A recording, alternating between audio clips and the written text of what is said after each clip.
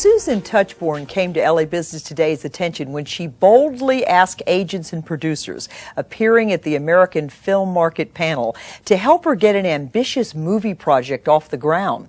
Surprisingly, the panelists made it clear to Susan and hundreds of filmmakers in the room that they didn't really have time to talk to the smaller producers. Susan made it clear they would be hearing from her nonetheless. Susan, welcome to LA Business Today. Thank you, Sharon. Appreciate your asking me here. Well, you definitely take no for an answer. You don't take no for an answer, and that's the reason that you are still in the movie business.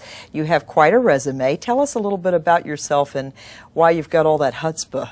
Well, actually, I want to say I don't take no for an answer. I take no for a yes that hasn't happened yet. So tell us about the psychology of that, because you do get a lot of no's in Hollywood. No, we don't have time to talk to you. And you said that you don't feel at all discouraged by that. No, in fact, I feel encouraged. Someone who has got the courage to say no has also got the courage to make something happen. It's the yes people that are the ones that are hardest to deal with. I'd rather have a good solid no, and that gives me something to work with, because they've usually told me why it is that they have decided at this point in time to not do something. And so now it gives me ambition, and it gives me really ammunition to know what to go for to get that to a yes in the near future. Well, let's not keep the guests in the dark anymore. I want to tell them about the project that you were pitching to the American Film Market. It's very interesting. You've got some big stars that you've already lined up, including Danny Glover and Melissa Leo and Paige Howard, who is Bryce Dallas Howard's younger sister, a daughter of Ron Howard. She's a wonderful young actress.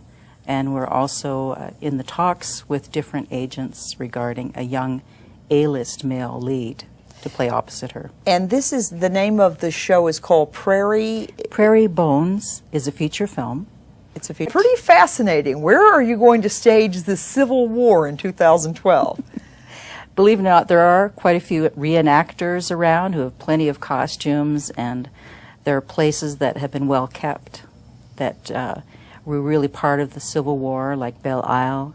And we decided that we wanted to show what it was like with Americans going for the American dream, all the challenges they had, no matter where they came from, what culture, what country, and what they did to survive and thrive in this land and to become who they wanted to be.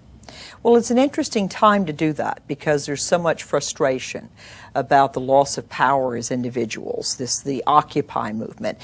What's your take on what is going on generally as you look at overall what's happening in America right now, and then going back and doing a period piece that takes you to the Civil War? Yes. We're going through now what a lot of people went through 100-odd years ago. So you see it in a historical perspective. I do. People are changed. They need change. We were coming to a situation that is really untenable for most people. We have people who have experienced the highs in America in the last decade or so, and now think their fortunes have changed. And they don't want to stay and let that happen. They don't want to be victimized. They want to stand up and go for change. They want to see a new America, and that's what we're doing now. It's America that welcomes people from all cultures. And going back to the Civil War, you're going to go back to a time when there was tremendous discord within the country, different visions of what this country would be. You're right.